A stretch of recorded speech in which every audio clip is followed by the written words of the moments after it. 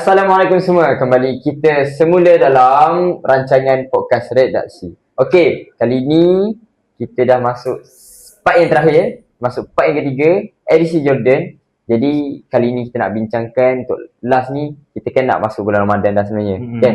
Jadi kita nak tanya sikit lah macam mana keadaan, suasana ke, environment berpuasa di Jordan. Lain berpuasa di Malaysia, mungkin lain. Mungkin ada yang sama, ada persamaan ataupun memang betul-betul kontra dengan perbezaan di Malaysia. Sama lah setakat ni sebab tak boleh makan minum kan. Betul. Subuh sampai maghrib tak makan minum. Okay. Alhamdulillah. Okey, betul. Okey, jadi macam itulah. Okay. Macam mana korang menyambut bulan puasa, suasana berpuasa di Jordan? Silakan. Saudara Ikhwan, Alisha. Ana pula Okey. Macam puasa di Ramadan, puasa di Jordan kan, puasa di Jordan. Saya rasa mungkin puasa di Timur Tengah secara pukalnya di satu suasana yang sama, iaitu mereka meraihkan puasa ni seperti mana kita meraihkan raya. Maksudnya mereka menjadikan pesta pada bulan puasa. Ramadan tu adalah pesta amalan bagi mereka. Kalau di Malaysia kan, kita akan nampak orang datang masjid penuh malam bila? Malam pertama, malam kedua, malam terakhir pun. Malam raya lah kan. Okay. Tapi basically dia punya graf kehadiran jemaah ke masjid tu dia biasanya daripada tinggi akan turun. Itu kat Malaysia. Kalau di Jordan dan di tengah lah, di Arab, dia either static tu di paras yang tinggi, ataupun daripada tinggi tu terus bertambah naik tinggi lagi. Kehadiran tu sentiasa bertambah dan kebiasaannya di tempat kami lah, di Irbid Universiti Amur tu, Masjid Jamiah, dipanggil Masjid Universiti tu, tak pernah ruangan utama tu kosong. Maksudnya soft tu penuh sampai ke belakang, depan dan belakang. Itu pada malam-malam kebiasaan lah, malam 1 hingga malam ke-20 bulan puasa. Adapun bila masuk 10 malam terakhir ni, memang lagi meriah. Bahkan dia punya kehadiran jemaah tu bukan di dalam kawasan masjid saja, sampai ke tepi-tepi jalan pun bersamun dia punya saf tu. Macam mana lah buat je. Ya, betul. Dia ada satu lagi pada malam 27. Mungkin Umar boleh cerita sikit pengalaman Umar. Malam 27. Kita kan adalah Lailatul Qadar. Malam ganja. Tapi di sana macam mana Umar? Kenapa kita 27 saja? Malam 27, tapi sebenarnya masyarakat Melayu ada juga panggil malam 7 likur kan. Malam 7 likur tu malam 27 lah. Dan orang kata apa, pendapat para ulama lah, bahawa malam Lailatul Qadar ni jatuh pada 27 Ramadan. Jadi masyarakat Arab pun pilih pendapat itu untuk dijadikan malam, orang kata apa, dia kata okey malam ni memang All out. Aku all out kan. Nak kata all out dia orang, program orang kata apa, Qiyamul Lail ataupun dan sebagainya, dia bermula daripada waktu isyak tu sampai ke subuh. Non-stop. Maksudnya kita orang solat isyak, lepas tu tarawih, lepas tarawih tu rehat dalam setengah jam, kemudian disambung dengan solat sunat, lepas tu dalam pukul 12 berhenti kejap. Berhenti tu pun bukan berhenti rehat, berhenti ceramah. Ceramah dalam setengah jam, lepas tu sambung solat lagi sampailah pukul 2 pula, tak pun 1:30 macam tu, rehat kejap, lepas tu ceramah lagi, lepas tu sambung. Okey, bila dah start dalam pukul 3 dekat subuh, dalam 2 jam sebelum subuh tu, itu dah kemuncak solat sunat. Dan yang pengalaman yang saya tak boleh lupa, 4 tahun saya puasa di Jordan, bila malam 27 tu, Syekh Ma'mun, Tok Imam dekat Masjid Universiti lah, dia akan pada rakaat terakhir tu dia akan kunut lah, baca kunut. Nak kata lama tak lama kunut tu 20 minit. Kunut saja. Kunut 20 minit. Pada malam 27. Malam 27. Dan yang paling menariknya, malam 27 ni malam yang paling ramai lah jemaah yang datang ke masjid ni. Nak katakan sampai, biasanya orang kata apa, saya bagilah, biasanya ruang solat utama, orang solat tarawih. Tapi malam tu ada ruang solat utama penuh, belakang ni penuh, 2 kiri kanan pun penuh. Memang ramai. Melimpah. Jalan luar masjid. Luar masjid. Malam kalau macam kat Malaysia ni, orang kita fokus malam ganjil kan. Kalau kat sana memang dia setiap malam tu penuh. Setiap malam penuh. 27 malam 27 Kamu memang kemuncak. yang paling Kemuncak. paling the best penuh lah. Paling the best penuh lah. Kalau cakap pasal malam ganjil tu, di Jamiah West, Masjid Jamiah kita orang West, dia orang buat malam ganjil, Qiyamul Lail. Tapi biasanya kalau di malam ganjil lain selain 27, Qiyamul Lail start pukul 3 lah. Dia lambat sikit. Berbanding malam 27 memang macam Umar dengan Ikhwan cakap sepanjang malam. Memang non-stop. Memang non-stop lah. Di mana-mana cari je mana. Betul macam ni. Lepas tu saya rasa perbezaan paling utara suasana puasa di Jordan dan di Malaysia ni ialah bagaimana masyarakat Jordan atau masyarakat Arab dia sangat memanfaatkan bulan puasa Betul. untuk pelbagai ibadah. Daripada tengoklah daripada segi kecil usia sampailah setua usia, mereka sangat memahami dan menghargai puasa tu, bulan puasa tu. Memang sangat manfaatkan semua lah. Kemudian macam tadi Ikhwan cakap apa, pesta amalan. Mungkin saya boleh bagi beberapa contoh. Antaranya bulan Ramadan ni orang panggil bulan untuk berjimat lah. Sebab masak tak fikir lah. Waktu berbuka memang masjid bagi makanan, ataupun kalau tak jiran Arab bagi makanan. Selain tu, kalau pergi masjid kadang-kadang kan, solat zuhur, solat asar, nanti ada pakcik ulur duit. Kadang dapat 5 dinar. 5 dinar tu banyak tau. Kalau convert tu apa, RM30 dia. Datang masjid dapat RM30. 5 dinar. Adalah lebih tu, alat akal orang panggil. Minimal RM5 orang panggil. 5 dinar, 5 dinar. Pengalaman saya 50 dinar. 50 dinar? Oh, lebih. Patut saya belajar ilmu yang Salam kau tiba-tiba 50 dinar. Salah bagi ke kan? Salah bagi ke. Ya betul, ni antara kata amalan yang mereka sangat pergiatkan, itu sedekah kan. Sedekah. Dan memberi makan orang puasa, buat puasa. Boleh kata setiap malam Syah, Setiap buat puasa malam. di luar rumah Betul. secara percuma. Macam kalau dekat sini pun sama juga. Kebanyakan student kat sini dia akan buka puasa kat luar. Kebanyakan cik-cik masjid luar tu kan. Tapi tak mungkin tak sebuat kat Jordan kan, sampai makanan terlebih ni, makanan terlebih. Sampai bawa balik pun ada. Sampai pergi masjid dapat duit pula kan. Bab makanan dia memang lebih-lebih sikit. Dia memang lebih-lebih lah. Sampai kan antara aib orang Arab adalah kalau makan tak habis tu macam mana? Kalau makan habis itu aib. Sebab dia orang anggap siapa makan habis tu adalah dia orang susah. Budaya dia. Siapa yang makan habis sebenarnya, tak elok lah. Tak elok. So kalau selalu memang tak habis lah. Memang tak habis. Kalau pergi macam tu pergi KFC kan, pergi kedai-kedai roasted kan. Ada nampak seketul dua ketul ayam tinggal. Lepas tu kita pun, saya lah buka pejabat mufti wilayah punya ni, fatwa boleh tak ambil lebihan makanan, boleh, ada syarat lah, bersih dan sebagainya lah. Ambil ayam tu, tapi tak sentuh lagi lah. Sekejap, ni di siang ke di malam hari? Kanta lah. Nama ada, cerita nama ada. Di siang Ramadan ni. Kanta pula.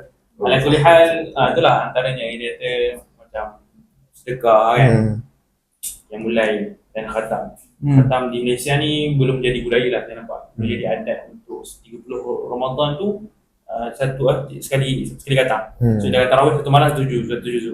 Belum jadi budaya lah. Di Jordan mungkin hampir ke semua Setiap masjid utama mengamalkan perkara tersebut.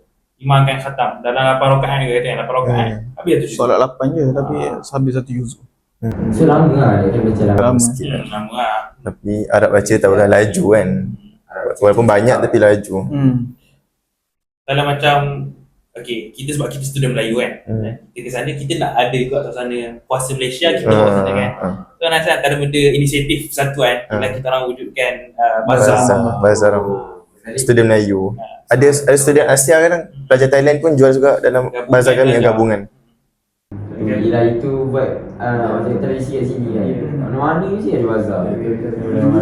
Hindu sampai semua Hindu. Tak ada bazar. Antara perkara yang kami syukuri ialah bonding kami sangat kuat. Maksudnya berbeza usia, berbeza batch ke apa, tak ada perbezaan.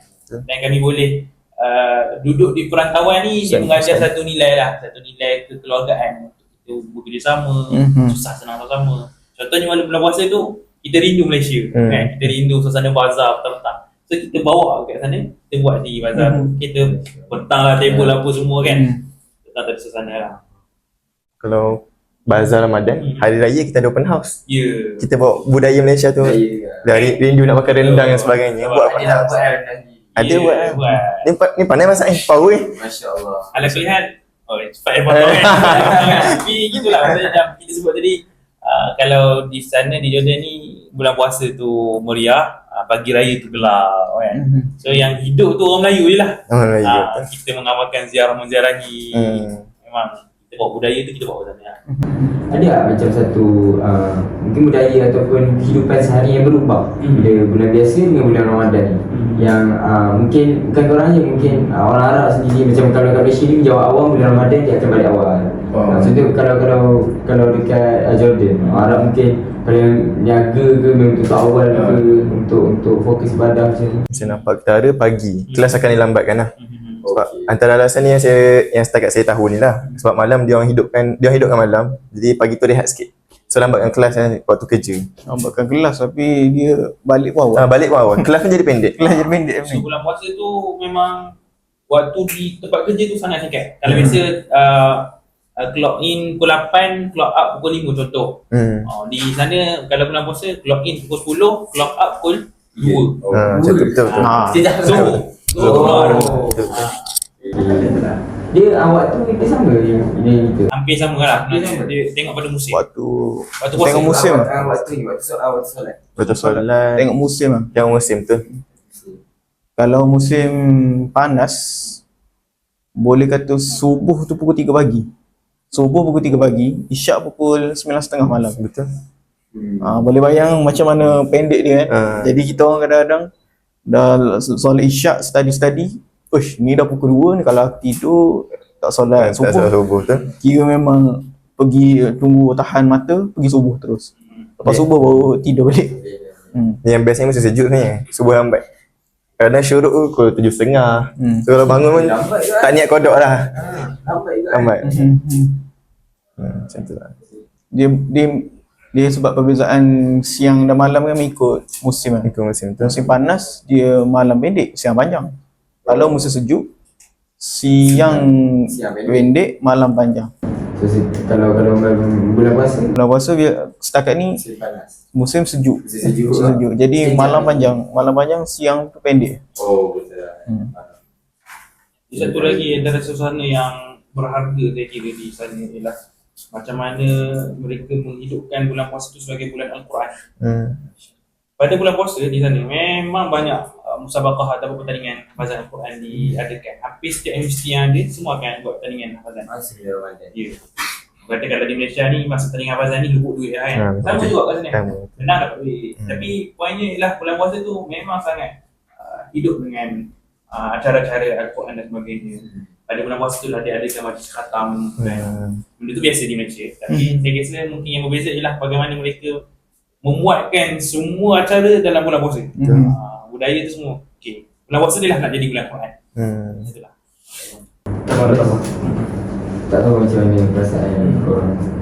Mungkin ada sedikit perasaan yang Allah syukur dapat rasa ni berada di Jordan, di tanah Arab. Ni kalau dah pergi umrah. Alhamdulillah. Alhamdulillah. Umar sampai dah umrah Ramadan? Tak sempat. Kami di sana antara perkara yang kami impikan ialah umrah Ramadan. Sebenarnya pergi ke Mekah Madinah pada bulan puasa. Dan khususnya 10 malam terakhir lah. Tak sempat.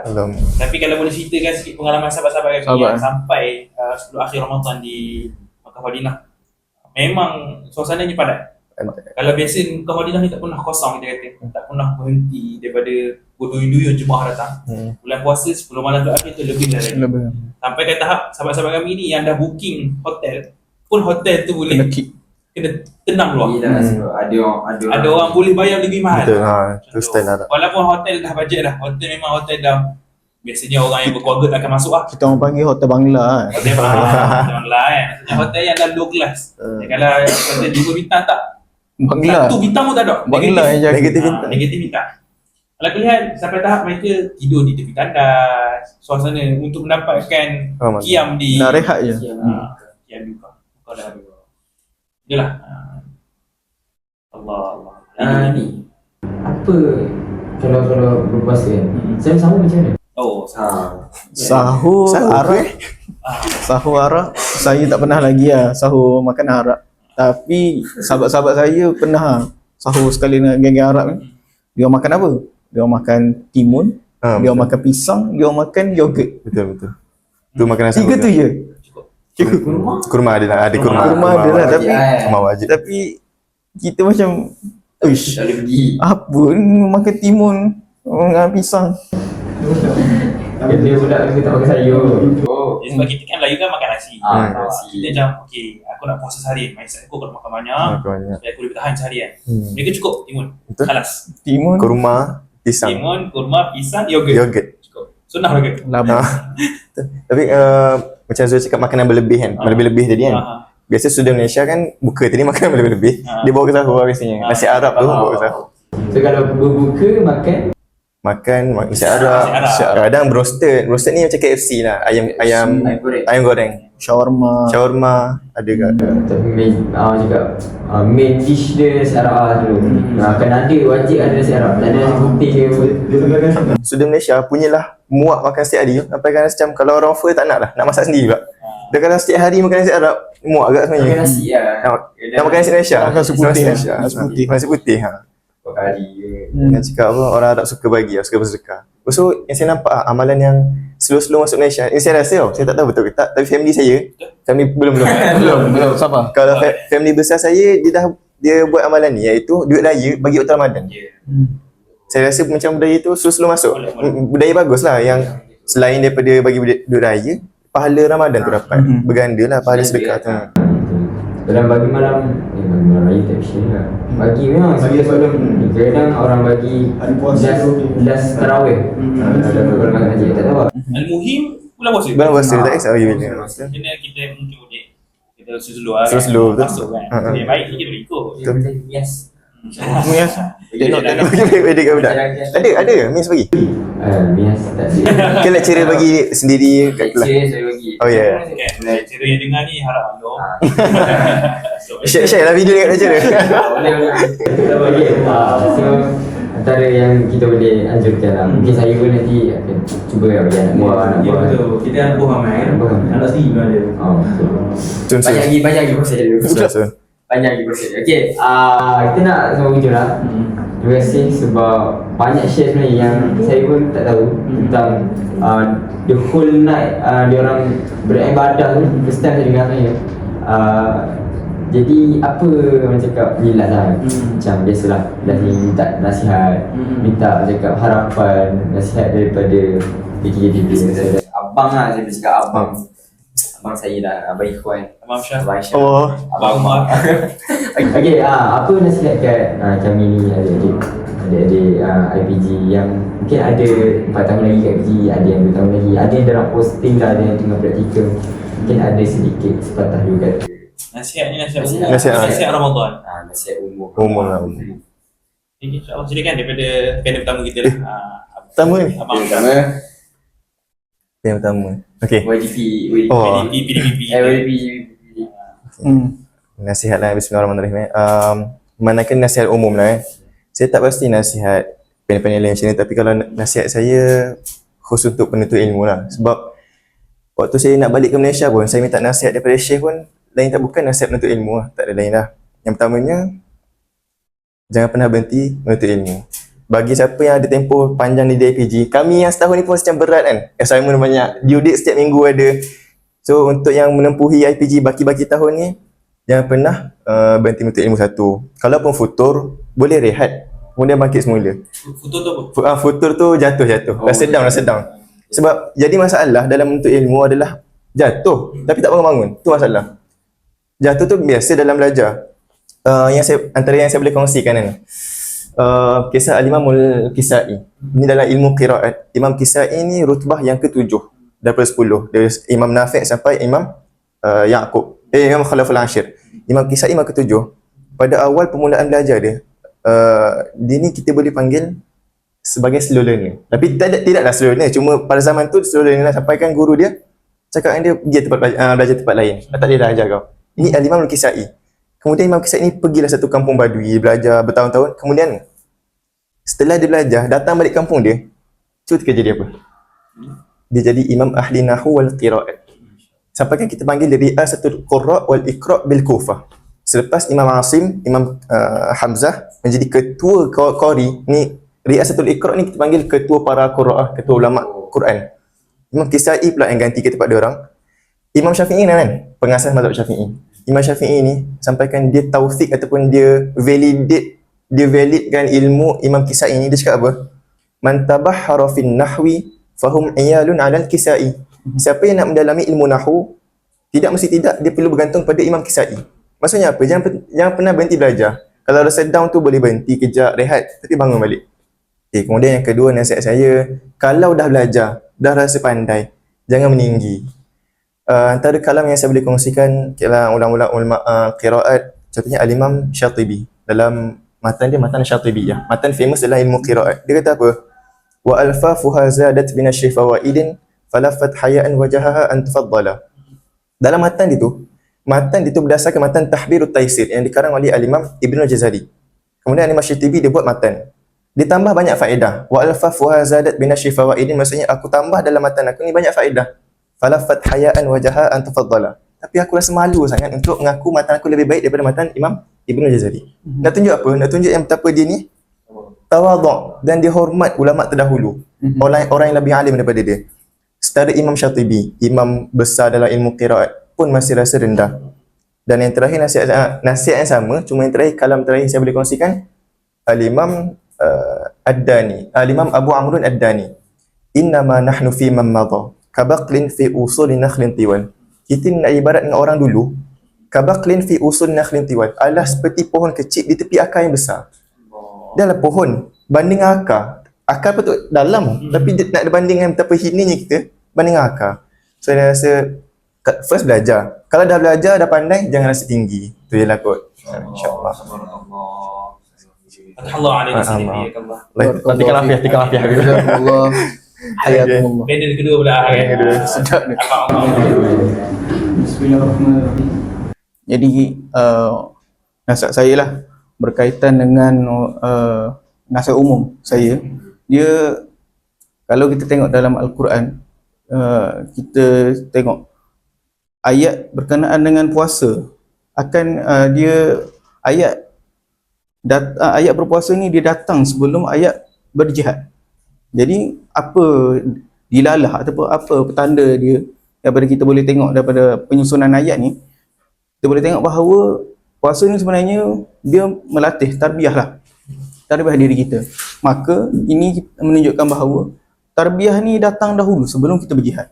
Okay, jadi kita sendiri pun duduk dalam IPG pun memang tarbiyah, pendidikan yang utama. Jadi itu yang pertama, jadi kita kena pentingkanlah tarbiyah tu. Okay.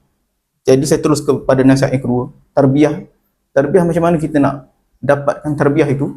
Kita mestilah dengan mencari ilmu. Ya, kalau kita tengok dalam Al-Quran sini, perkataan yang datang, saya pernah sebut dah sini, perkataan yang datang kedua terbanyak dalam Al-Quran. Okay, kalimat yang pertama paling banyak dalam Al-Quran ialah perkataan Rabb, Tuhan lah. Tapi perkataan yang kedua terbanyak ialah ilmu, ta'lamun. Dan orang kata dalam bahasa Arab ni jaza dia lah, perkataan yang serti dengan dia ni. Itu perkataan kedua terbanyak dalam Al-Quran. Maksudnya Islam ni memang mementingkan ilmu. Jadi nak tak nak ilmu ni macam mana? Ni orang kata apa? Kalam ulama pondok lah. Biasanya dia akan sebut al-ilmu bit-ta'allum wal fiqhu bit-tafaqquh wal barakatu bil khidmah. Al-ilmu ni kita dapat dengan ta'allum, belajar. Fiqh ni kita dapat dengan tafaqquh, dan barakah ni kita dapat dengan khidmat pada orang lain. Jadi biasanya saya akan pegang kata-kata kalam ni. Sebab apa? Ilmu memang kita belajar, kita akan belajar. Tapi barakah ni kadang-kadang kita belajar ni kita tak tahu, kita tak faham apa kita belajar. Tapi macam mana kita boleh memberi manfaat kepada orang ni dengan barakah. Jadi maksudnya barakah ni nak tak nak kita kena khidmat kepada orang. Maksudnya siapa khidmat kepada orang, tak kira lah khidmat kepada lecturer, khidmat kepada member, khidmat kepada anak murid ataupun khidmat kepada IPG. Khidmat ni kita boleh, orang kata apa, kita macam-macam lah. Ada orang kata macam kita boleh, kita tolong orang ni satu khidmat lah. Jadi itulah, kena pegang lah tiga benda tu, ilmu bita'allum wal fiqhu bitafaqquh wal barakatu bil khidmah. Wallahu a'lam. Yang ini Baik, Syekh. Kata dah di hujung kan. Bagi telur di hujung tanduk ni kita bagi sikit je lah. Sebab Amsyar dan Amar pun banyak dah uraikan tadi. Saya rasa suka untuk saya sentuh berkenaan dengan hidup kita ni sekejap. Hidup kita ni sekejap. So bila ni pula nak masuk bulan puasa ni 9 hari ataupun tak lama lagi lah nak masuk bulan puasa ni, Allahumma salli ala Muhammad, kita akan perasan pada hari pertama tu kita macam lamanya lagi nak raya kan? Lamanya puasa contoh kan. Tapi by time kita sedar sudah raya, dah habis dah puasa. Poinnya di sini ialah bagaimana masa tu berlalu dengan sangat cepat. Al-waqtu kasayf illam taqta'u qata'ak, biasa dengar lah kan. Al-waqtu tamdi bisur'ah, waktu ni berlalu dengan sangat cepat. Maka dalam Al-Quran ada ayat yang masyhur selalu ulang, tak boleh ambil gelar dan sebagainya. Wal 'asr innal insana lafi khusr illa alladhina amanu wa 'amilus solihat wa tawassaw bil haqqi wa tawassaw bis sabr. 4 golongan yang tidak akan rugi dalam kerugian masa ni, 4 golongan saja. Beriman, beramal soleh, berpesan-pesan kebenaran dan pesan-pesan dengan kesabaran. Ala kulli hal, dalam kita memahami tentang mahalnya masa ni, Ana sukalah untuk kaitkan juga dengan nasihat saudara Ana di sini, saudara saya Amsyar dan Umar berkenaan dengan menuntut ilmu. Memanfaatkan waktu ni adalah dengan kita betul-betul cari pengalaman, cari kemahiran, cari ilmu-ilmu yang ada sepanjang 5 tahun kalian di IPG dulu. Bahkan kami setahun ni pun kami tidak akan kalau boleh ni kami tak akan biarkan masa kami berlalu dengan kosong lah. Sebab kita sedar masa ni sangat-sangat mahal dan tak boleh nak diganti. Wallahu a'lam. Nasihat masa ni pada saya sangat penting sebab penting kita sedar hakikat masa ni yang tidak boleh diulang. Maka kita akan buat strategi, kita akan buat plan, action, to do dan sebagainya. Khas ni untuk bulan puasa ni, dalam bulan puasa ni kita kena ada goal kita kan? Kita kena ada weekly goal, kita ada daily goal, kita ada 10 days goal, twice a week goal. So bila kita ada target-target ni dan kita ada juga kita punya action plan to do kita, maka kita akan memanfaatkan waktu dengan sangat baik. Wallahu a'lam. Sebelum saya nak kembalikan kepada moderator kan, kepada sahabat saudara Zul kan. Saya nak berqasidah sikit boleh? Boleh Nilahan. Saya suka qasidah ni menjelang bulan puasa orang kata. Ni antara qasidah yang sentiasa berulang di telinga kami kalau kami di Jordan. Ni sentiasa berulang lah qasidah ni. Qasidah Ramadan Tajalla. Kalau kalian lihat TikTok saya ada post kan. Contoh Ramadan tajalla wa btasama tuba lil 'abdi idza tanama arda maulahu bima iltazama tuba lin nafsi bi taqwaha. Ramadan sudah mendekat, Ramadan menjelma dan juga bersenyum, tanda kehadiran Ramadan. Ramadan tajalla wa btasama tuba lil 'abdi idza tanama. Beruntunglah bagi hamba-hamba yang menggilap ataupun menggarapnya, mengambil peluang yang ada. Tanama Allah maulahu bima iltazama. Tuhan merahmati, meridai dengan apa yang mereka kerjakan, mereka lakukan. Tuba lin nafsi bi taqwaha. Maka beruntunglah bagi manusia-manusia, hamba-hamba yang bertakwa, yang mencapai matlamat dalam bulan puasa. Wallahu a'lam. Masya-Allah. Sangat menakjubkan, sangat akjub kan. Allah. Qasidah saya selalu dengar. Saya tak sama. Kita selalu dengar qasidah semuanya. Tak sangka dibawakan dengan begitu penghayatan yang sangat tinggilah.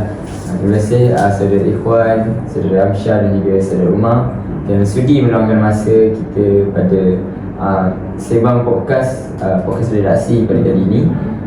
Jadinya saya harapkan sempena Ramadan mendekat ni sama-sama kita muhasabah diri. Jadi saya juga sangat perlu dimuhasabahkan. Sama-sama lagi saya adakah kita bersedia untuk menyambut Ramadan, kita nak menerima bulan yang berkah ni? Adakah mungkin ini bulan terakhir untuk kita? Wallahualam mungkin. So insyaAllah yang terbaik kita lakukan. Jadi itu saja dalam episod kali ini. Yang semua yang buruk itu datang dari saya, yang baik itu datang dari Allah. Hakikatnya kedua-duanya datang dari Allah. Okay, itu saja daripada saya. Kita jumpa lagi next episode. Tengok. You pergi next episode. Bye-bye.